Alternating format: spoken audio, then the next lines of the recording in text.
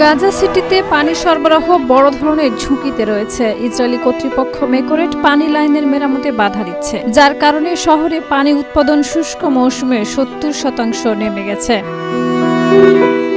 এই সংকটের প্রভাব পড়েছে শহরের 85% বাসিন্দাদের উপরে, যারা নিয়মিত পানি পাচ্ছে না। খালি পাত্র হাতে দীর্ঘ সময় ধরে দাঁড়িয়ে থাকা শিশু ও স্থানীয়রা এই সংকটের সরাসরি সাক্ষী। জাতিসংঘ ও অন্যান্য মানবিক সংস্থা ইসরায়েলকে পানি সরবরাহের অবকাঠামো মেরামতের অনুমতি দিতে বারবার আহ্বান জানিয়েছে।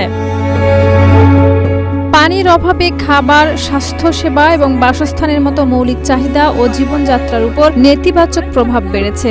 গাজার মানুষকে এখন পানির ট্রাকের উপর নির্ভর করতে হচ্ছে, কিন্তু সরবরাহ চাহিদার তুলনায় কম হওয়ায় অনেকেই খালি পাত্র নিয়ে ফিরতে বাধ্য হচ্ছে।